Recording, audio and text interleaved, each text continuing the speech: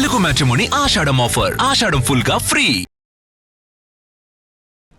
Fee reimbursement బకాయిలు వెంటనే చెల్లించాలని ఎంపీ ఆర్ కృష్ణయ్య డిమాండ్ చేశారు. పక్క రాష్ట్రంలో విద్యను ప్రోత్సహించేందుకు అనేక కార్యక్రమాలు అమలు చేస్తున్నారన్నారు. బకాయిలు విడుదల చేయకపోతే మిలిటెంట్ పోరాటం చేస్తామన్నారు.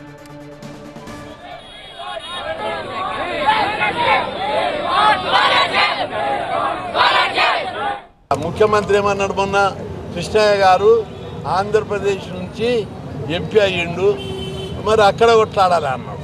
అక్కడ బకాయిలు ఉన్నాయి కానీ అక్కడ స్కీమ్ చాలా బాగుంది. అక్కడ స్కీమ్ ఇక్కడ పెట్టాలని పోరాడతాం ఇప్పటి నుంచి. అక్కడ టోటల్ ఫీజులు ఇస్తారు. ఇక్కడ ఇంజనీరింగ్ విద్యార్థులకు 35,000, డిగ్రీకి 10-12,000 ఇస్తారు. అక్కడ ఎంత ఫీజు ఉంటే అంత ఇచ్చేస్తారు. 1 లక్ష ఉంటే 1 లక్ష, 2 లక్షలు ఉంటే 2 లక్షలు మొత్తం ఫీజులు ఇచ్చేస్తారు. మీరు కూడా ఎన్నికల మేనిఫెస్టో, కాంగ్రెస్ ఎన్నికల మేనిఫెస్టో మొత్తం ఫీజులు ఇస్తామని పెట్టిర్రు.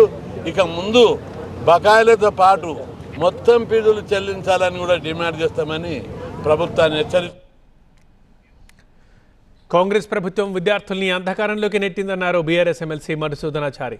3 ఏళ్లుగా విద్యార్థుల్ని హింసిస్తున్నారన్నారు. రీయింబర్స్మెంట్ నిధులు విడుదల చేయాలన్నారు.